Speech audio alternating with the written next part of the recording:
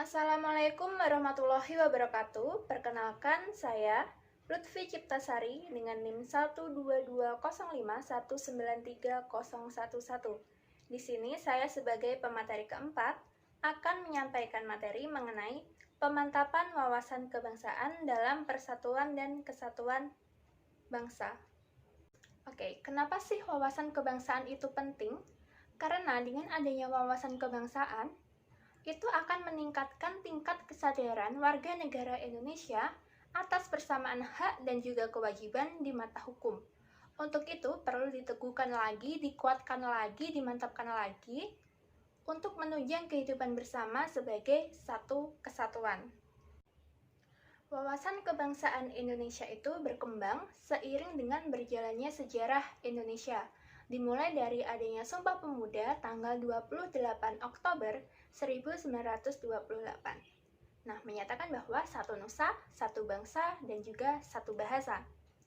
Para pemuda tersebut menginginkan untuk menyatukan berbagai perbedaan yang ada. Lalu, pada tanggal 17 Agustus 1945, bangsa kita mencapai kemerdekaannya. Nah, sudah diakui dunia bahwa bangsa Indonesia itu sebagai negara kesatuan republik.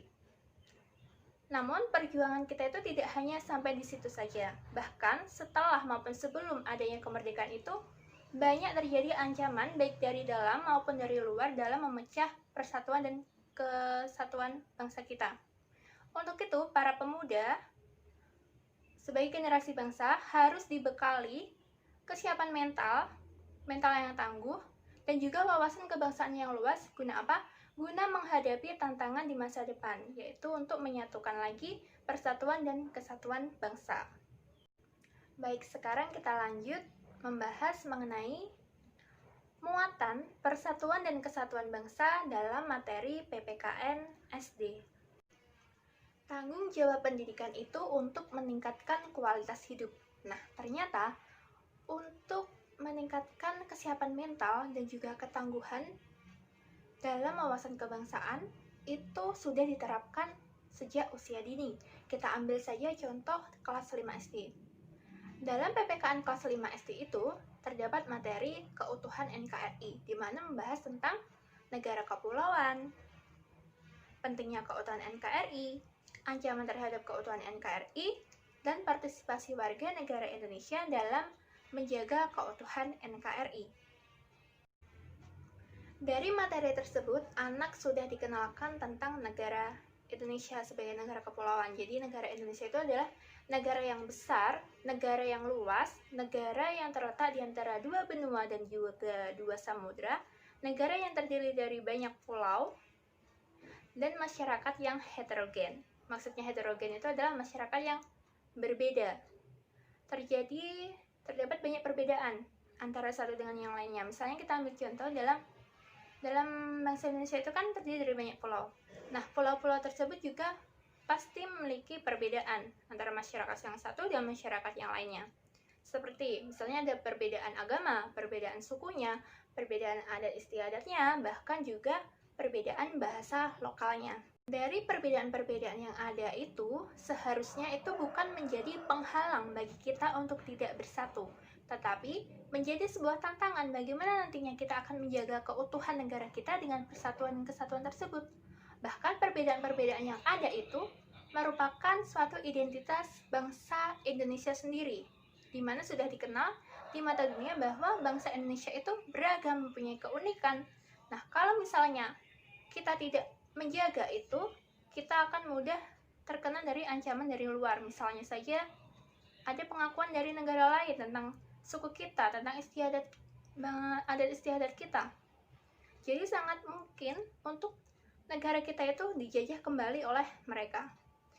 Untuk itu perlunya wawasan kebangsaan dan rasa persatuan dan kesatuan itu harus ditanamkan sejak dini untuk menjaga keutuhan NKRI.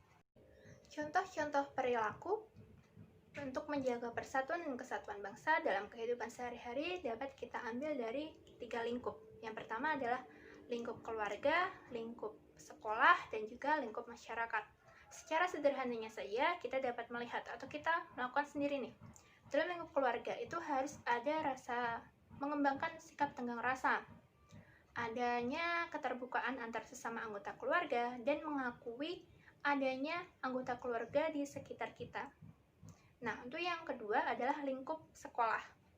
Nah, biasanya dalam sekolah itu ada teman kita nih yang sakit, maka kita bersama-sama menjenguk si dia untuk menguatkan supaya dia itu cepat sembuh. Itu merupakan suatu persatuan dan kesatuan juga, karena dia itu juga termasuk teman kita di sekolah.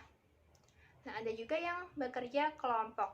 Dalam kerja kelompok itu ada rasa persatuan dan kesatuan, yaitu tentang bagaimana belajar bersama, bagaimana mengajari teman kita yang kesulitan dalam memahami materi ketika akan diadakan ulangan misalnya. Nah, bukan berarti kita itu waktu ulangan itu kita mencontek bersama, itu bukan merupakan sebuah kesatuan dan persatuan, itu merupakan tindakan yang tidak jujur. Nah, yang ketiga ada di lingkungan masyarakat. Pada lingkungan masyarakat biasanya ada acara kerja bakti yang diadakan, maka kita ikut serta dalam kegiatan kerja bakti tersebut. Kita harus gotong royong dan saling bekerja sama dalam membersihkan lingkungan. Nah, ada juga nih, kita memiliki tetangga yang berbeda agama misalnya. Kita tidak boleh saling menghina atau merendahkan, menganggap seolah agama kita itu baik. Itu enggak. Kita harus saling menghargai dan menghormati bagaimana cara mereka beribadah, cara mereka melakukan ibadahnya. Jadi kita itu tidak menghakimi mereka. Baik, cukup sekian apa yang dapat saya sampaikan. Apabila ada kurang lebihnya, saya mohon maaf. Semoga informasi ini bermanfaat bagi kita semua. Saya akhiri. Wassalamualaikum warahmatullahi wabarakatuh.